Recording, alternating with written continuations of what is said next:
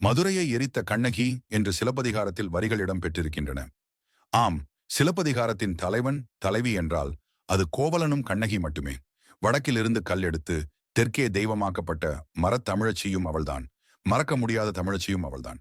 தனது ஆசை காதல் கணவன் தப்பே செய்யாத குற்றத்திற்காக தண்டிக்கப்பட்டதால் மதுரை முழுவதும் முற்றிலுமாக எரித்தவள் என காப்பியங்களில் அறியப்பட்ட கண்ணகி பற்றிய தொகுப்பே இந்த பதிவு. கோவலன் காவிரி பூம்பட்டினத்து பெரு வணிகன் மாசாத்துவானின் செல்வ மகன் அவனே.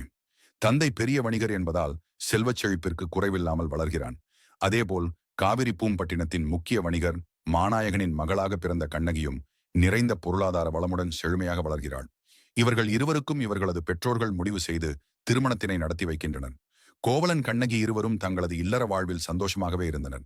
இருந்தபோதும் கோவலன் சிறுவயது முதல் ஒரு இசைப்பிரியன். அவனுக்கு பல இசைக்கருவிகளை வாசிக்க கூட தெரியும். இந்நிலையில்தான் கோவலன் ஒரு முறை பூம்புகாரில் அழகிய ஆடல் அரசியான மாதவி என்பவளை சந்திக்கிறான். அவளின் நடனம் கோவலனுக்கு பிடிக்கவே அவளுடன் சேர்ந்து வாழ ஆசைப்பட்டான். கோவலனின் ஆசைக்கு இணங்கிய மாதவி கோவலனுடன் ஒரே வீட்டில் இணைந்து வாழ ஆரம்பித்தாள்.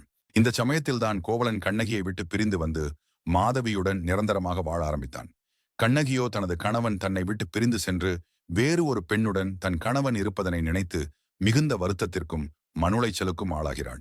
தனது கணவன் பிரிந்து சென்றதும் அவனை பற்றி தப்பாக நினைக்காமல், யாரை பற்றியும் பழிகூற நினைக்காமல் எப்படி கோவலனுடன் நாம் ஒன்று சேர்வது என்று மட்டுமே கண்ணகி சிந்தித்தாள்.